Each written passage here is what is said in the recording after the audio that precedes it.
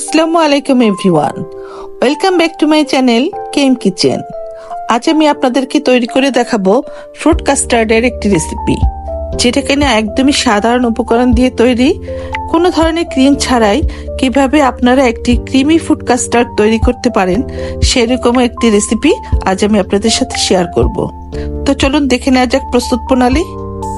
প্রথমে আমি একটি বাটিতে 3 চামচ কাস্টার্ড পাউডার নিয়ে নিলাম এবং এর মধ্যে আমি দিয়ে দিচ্ছি আগে থেকে জাল করা নরমাল তাপমাত্রায় থাকা লিকুইড গরুর দুধ হাফ কাপ পরিমাণ। এখানে কিন্তু গরম দুধটা ব্যবহার করা যাবে না, রুম টেম্পারেচারে থাকা দুধটাই ব্যবহার করতে হবে। এখন এটাকে ভালো করে মিশিয়ে এক সাইডে রেখে দিলাম পরবর্তীতে ব্যবহার করার জন্য। এখন আমি চুলায় একটি হাঁড়িতে হাফ লিটার পরিমাণ দুধ নিয়ে নিলাম জাল দেওয়ার জন্য। আমি এখানে আড়ঙের প্যাকেট দুধটা ব্যবহার করেছি, আপনারা চাইলে এখানে গরুর দুধ বা যে কোনো ফুল ক্রিম যুক্ত গুঁড়ো দুধটাও ব্যবহার করতে পারেন। অবশ্য আমি এখানে আরো 2 মগ গুঁড়ো দুধ অ্যাড করব, যেটা আমি আগেই গরম পানি দিয়ে গুলিয়ে রেখেছিলাম। মূলত একটা ক্রিমি টেক্সচার আনার জন্য আমি এখানে গুঁড়ো দুধটা ব্যবহার করেছি।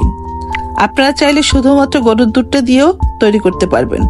সেক্ষেত্রে 1 লিটার পরিমাণে গরুর দুধ নিয়ে জাল দিয়ে ঘন করে নিতে হবে।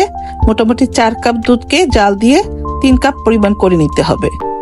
এখন আমি এর মধ্যে আধা কাপ পরিমাণ চিনি দিয়ে দিলাম, তবে আপনারা আপনাদের টেস্ট অনুযায়ী চিনিটা বাড়িয়ে কমিয়ে দিতে পারেন।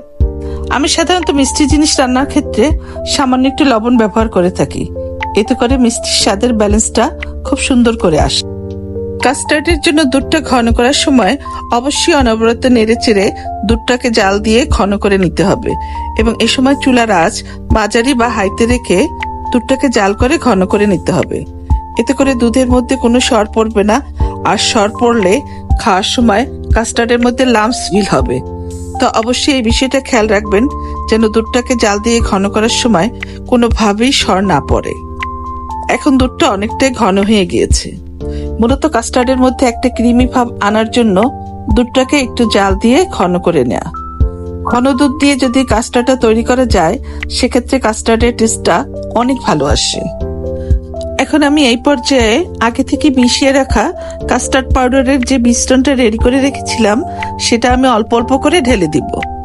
আর এই মিশ্রণটা মিশানোর সময় অবশ্যই চুলার আঁচটা কিন্তু লোতে রাখতে হবে, কোনোভাবেই যেন চুলার আঁচটা বেশি না থাকে, কারণ মিশ্রণটা দেওয়ার সাথে সাথেই দুধের মিশ্রণটা ঘন হতে শুরু করবে।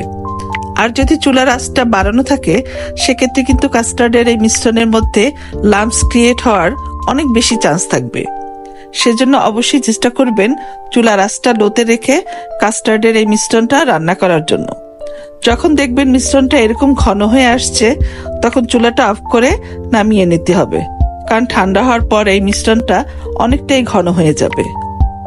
যখন মিশ্রণটা এরকম ঘন হয়ে আসবে তখন মিশ্রণটাকে চুলা থেকে নামিয়ে 3-4 মিনিটের মতো নেড়ে চেড়ে ঠান্ডা করে নিতে হবে, কারণ অতিরিক্ত হিটটা যদি বের করে না দেই তাহলে আরো বেশি ঘন হয়ে এর মধ্যে একটা মোটা সর পড়ে যেতে পারে। অতিরিক্ত হিটটা যখন কমে আসবে তখন মিশ্রণটাকে একটা ঢাকনা দিয়ে ঢেকে এক সাইডে রেখে দিতে হবে ঠান্ডা হওয়ার জন্য। এবার কাস্টার্ডে অ্যাড করার জন্য আমি এখানে কিছু ফল কেটে নিয়েছি। তো এখানে আমি নিয়েছি কিছুটা আপেল, কমলা, কলা, আঙ্গুর, আনার ও কিছুটা বাদাম কুচি। এবার একটি মিক্সিং বোলে কাস্টার্ডের মিশ্রণটা ঢেলে নিচ্ছি। তারপরে এই মিশ্রণটা নর্মাল ফ্রিজে রেখে ঠান্ডা করে নেব। ঠান্ডা হওয়ার পর পরিবেশনের আগে আমি এর মধ্যে কেটে রাখা ফলগুলি অ্যাড করে দেব। এখন আমি ফ্রিজ থেকে বাটিটা নামিয়ে সব ফলগুলি একে একে অ্যাড করে দিলাম। আরো দিলাম কিছুটা মিষ্টির টুকরা।